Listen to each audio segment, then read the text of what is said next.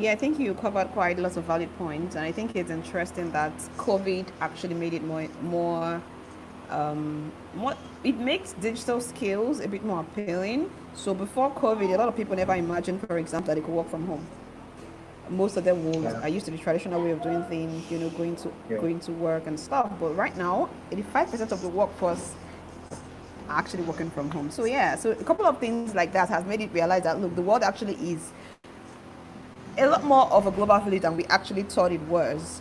And I mean, right now you're Yeah. in India, we're in Nigeria, we're doing all of this. Who would have thought, you know? So yeah, there are many other things like that are going on, and that will still unravel within the next couple of months, the next couple of years. I would like to add, in addition to what she said, that COVID-19 actually gave us the opportunity to start again as Africans. You see, the world was already far off from where we were. Africans were like, that's what we're called the third world. We are behind everything. So COVID-19 gave us it's like it forced the world for us to be able to catch up. So the topic says new normal. It gave us the opportunity to start afresh, to start anew. You understand? Africans are like they're like cut out from the world when it comes to advancement in technology and every other thing in between. You get me? Most Africans are skeptical about 5G because they believe it's the Antichrist. You can see the naivety that is in Africa. You get me? But this COVID-19 now brought us like an awakening. Like we are not really that there. We are not there yet.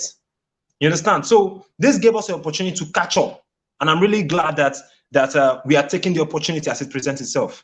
He made a very valid point, and I agree that governments across are facing the same issues.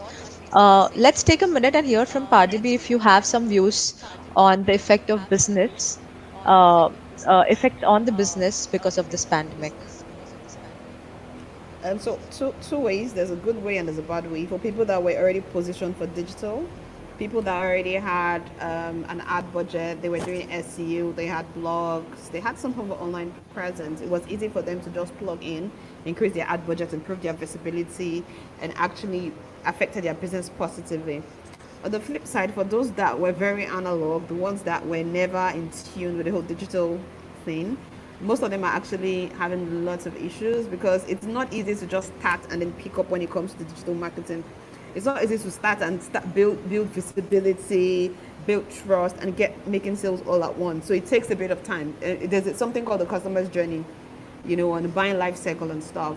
So because COVID is what 2-3 months, at least here in Nigeria, many of them haven't picked up yet. So it will take a while for them to pick up. So for the ones that were already digitally positioned and they were relevant, they're smiling to the bank pretty much. But on the flip side, the other ones that were not ready, that kept putting digital in the back burner, right now they are not having it easy at all. Thanks so much, Padebi, for that important point. I also like to ask you another question. Question is, how has the marketing changed in the last few months, and what is considered to be a new normal? Of course, marketing has evolved. Um, yeah, I think evolved probably be a better word than change, because the truth is that marketing is marketing, whether it's traditional marketing, digital marketing, any kind of marketing, still the same marketing. It's just that it has evolved from being very analog to being digital. Back in the days, if you wanted to have more eyeballs on your goods and service or your product, you probably will have gone to a newspaper, gone to a media house, either for a TV or a radio. Good. But with these days, it has evolved. I could get 1,000, 5,000, 10,000 people to see my awesome product or service just by posting on the internet and running ads to it, or just by having an influencer to give me a shout out or to give me a mention. So it has evolved from being what it used to be when we knew in the 90s and the 80s, or even in the early 2000s, than what it is now. Now, however, within the last 3 months, it has even evolved more. Because these days, lots of people do not want to leave their houses because they're afraid of getting the virus. Um, all the big brands, are taking advantage of using online delivery tools, online scheduling tools, online appointment tools, online meetings.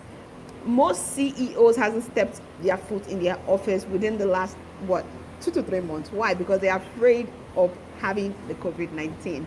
So these same people that we always say being on the meeting on Monday morning by 8 o'clock, now they're in their houses running these meetings. So pretty much the new normal pretty much is making sure that you have access to the entire world. You could actually have your team at the snap of a finger. You could schedule a meeting. You could have customer presentations. You could send out an invoice. You could complete an entire transaction online. Where you are in the world, right? So it's no more location based. I can you hear me? Okay, yeah. I don't. It's no more location based. I don't have to commute from here to where you are to actually make that happen. Right now, you are somewhere. I'm somewhere else, and then every other person is at a different part of the world. But we are still making awesome things happen. Why? Because of the new normal.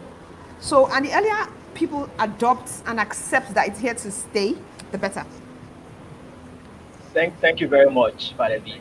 So the new normal has actually created new opportunities for all of us. And just before we Absolutely. continue with this whole digital marketing stuff, I would like to switch over to Promise because Promise is based on cryptocurrency. So I would like to find out from him what is cryptocurrency because many people don't really know what it's all about. They probably might have been hearing of Bitcoin and all of that, but what is cryptocurrency? And what is it all about? And what effect is it currently having in the world's economy? Okay, thank you very much for that, Will. First of all, before I talk about what cryptocurrency actually is all about, let me first give you like a brief 1 minute history of why cryptocurrency came to play.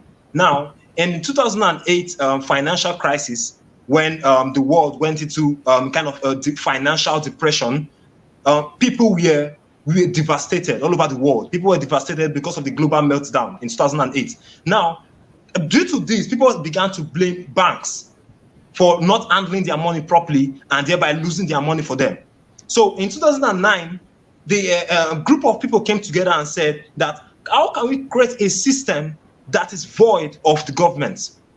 You understand? In 2009, that was when cryptocurrency was created. In the year 2009, sorry, that was when cryptocurrency was created. But before then, 2008, the event in 2008 was what led to cryptocurrency coming into the global space in 2009, because this group of people wanted to create a currency that the government, the elites cannot control. Because in 2008 financial depression, people left their hard-earned money. They trusted their hard-earned money with the banks to take care of their money, to make profits for them, to use their money and make profits for them. The banks, they misplaced their money, and everything went south. So people were like blaming the banks for this. So a new payment system came forward. Now said, okay, fine, we are not going to give the banks our money. We want to control our own money. And we want to feel secured while controlling our own money. In 2009, the idea of cryptocurrency came into play. It's financial crisis. Now, cryptocurrency is a digital currency. It can only be seen. You can see it with your phone or with your laptop, but you can't touch it. You understand? It's not like when you say Bitcoin, I think it's like a coin that is bit. No, it cannot be touched, but it can be seen. You understand? It operates in a decentralized manner in the sense that there is no central authority. The government does not control your Bitcoin, does not control. Bitcoin was actually the first cryptocurrency ever created, and it was created in 2009 by a scientist or a group of people with the name Satoshi Nakamoto, of which today nobody knows who those people are or who the scientist is. You understand? So it was created with the idea that they cannot touch you or your money. You're getting me? It was created with the idea that in case of people never had control of their money. Trust me, people never had control of their money. I can leave my money in the bank and I'll be having a problem with the government. The government will freeze my account. I won't be able to access my own funds, my own added money. I can't access it because they have the power over that money. But Bitcoin and cryptocurrency remove the power from the government, leaving it to the people. So the digital is a digital kind of money. Just like Palemu was saying, that marketing evolved, so also did money evolve in the global space. So it has affected the economy in the sense that we see a kind of balance to things. We see the masses gaining more voice when it comes to finance. You're getting me? People are not beginning to get more opening when it comes to finance. We're not leaving it anymore for the government to manipulate, to move around, to do all their shady stuffs. We are now looking at our money and we are now controlling the money. Thank you So, so much. Thank you so much, Promise. Yeah. Yeah, back to you, man, Amanda. Promise, the next question is for you, but we'll try to Okay. keep it brief this time because you have given us too much perspective already. Can you tell us how well is the cryptocurrency integrated in the African setting as of now? Well, presently, I don't know about I don't know about Eastern Africa, but when it comes to Southern and the Western Africa, there is enough. The idea of cryptocurrency is being largely integrated into the system. You understand? There are lots of people that are coming up with especially Binance. It's a cryptocurrency exchange. They are having classes and lectures educating people. So it's really going in there. It's going through. You get Nigerians are coming to the idea of the corruption rate is high. You understand? I think we're the second most corrupt country in the world. So people are beginning to see that I can do something that I can come up with something that the government cannot actually touch. So people are accepting that. People are, although the scam level is high, thereby leading to that blockade. But then more people, more Africans, South Africans, Ghanaians, Nigerians are coming to the idea of a new kind of money, a new kind of currency. Okay. All right. We have a very interesting question. I think, Padebi, you would like to take it up because it speaks about the recent social media trends and strategies that have been changing. So, isn't the attention span of the audience getting smaller and dynamic every minute? So, how is that as a marketer that you cope up with? Okay, of course, people's attention span is reducing drastically, and this is because there is a lot more content that is trying to bear for the attention. So that's why, as marketers, it is important that we go out of our way to make sure, first of all, we understand our buyers' behavior, we understand what will make them talk, we understand what will keep them engaged, and then we create content that will get them talking. Because no matter how it is, people still engage with really good content. So we want to make sure that our content is so good, people is irresistible good. That's on one hand. On the other side, videos, people also need to leverage on the power of videos, because if people can ignore a print or a picture, they will not ignore a video. So there's a research that Facebook did that by 2025, 85% of all content online will be videos. So the videos could mean a video of, talking heads, just like we are having right now. It could be a video of a behind the scene of your product, whatever. So and I like to tell people, when creating videos, think of yourself as an infomercial director. So we all have seen these amazing commercial we see on TV and we like, that we connect with.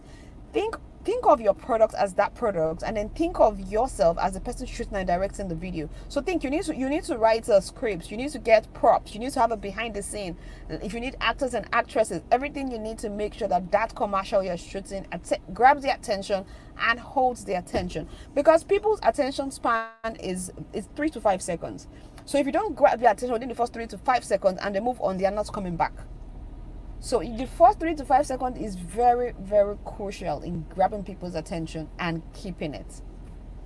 Right. So, when you generate an video content, you actually put yourself as a creator in the audience's shoes, and then you Yeah, come up with these kind of content. absolutely, absolutely. Okay. Okay. Very valid point. Well, over to you.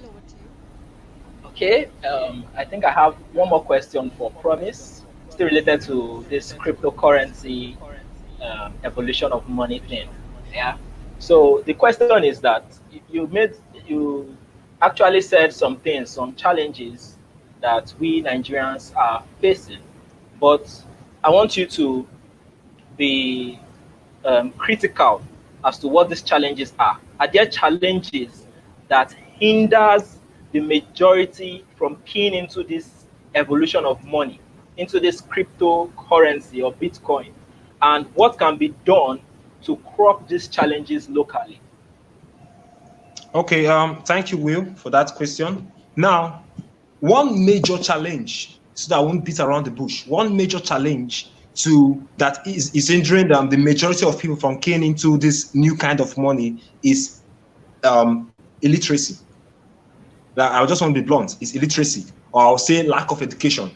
You're getting me? Now, people, one of the most important thing that is going to help in life as a human being is your ability to learn. If you stop learning, things start falling apart. Now, one of the major challenges, I think I'll bring it on that challenge, but one of the major challenges is lack of education. You understand? Most African, the most African mindset, most Africans think like that they don't really want to be educated in this stuff. All they want to do is, how will I get money from inside? And then they want to teach you how to get money from inside. You don't really want to learn about it. So one of the major challenges that cryptocurrency is facing in Africa, you understand, the cryptocurrency pioneers, Binance, and the rest other exchanges and tutors, the most problem they are facing is that Africans don't have this tendency to want to learn new things. You understand? They don't have this tendency to want to learn new things. That is why I was not surprised when the idea of 5G came to life, and people were like, "No, 5G is this, 5G is that." People did not sit down to understand 5G. So one of the challenges would be that concept of illiteracy, or that idea of I don't think I want to partake in that. You understand? Stubbornly disagreeing to getting educated. Another challenge would be the idea of people really, the truth of the issue is that people really do not see cryptocurrency. They do not really see the importance. Yes, coming back to education again, people really do not see the importance because there are a lot of things distracting Nigerians as of this moment. You understand? So when you need to tell them cryptocurrency and all that, they're like, so should I don't understand, I don't really get, but wait first, I'm looking for money first. You understand? They really want to pause to learn. But this pandemic, actually, let me add this pandemic, during the time of the lockdown and everything, there was that pause, you were now forced to pause. During this time, I had the opportunity to teach more people about cryptocurrency, and they were not going to work anymore now. They were no longer looking for money. Now they're at home. So they had the opportunity, they by force had the opportunity to learn about cryptocurrency. So one of the major challenges is lack of proper education. Lack of proper education. That's one of the main challenges, lack of proper education. And to do this, to actually solve this problem, would be more platforms, more individuals coming into the social media space. We now have the power of the internet. Come into the social media space, talk about Bitcoin, talk about cryptocurrency. Will, you know me personally, and you know how loud I am about cryptocurrency and the evolution of money. So the solution would be more platforms to be created in Africa that would ensure cryptocurrency education.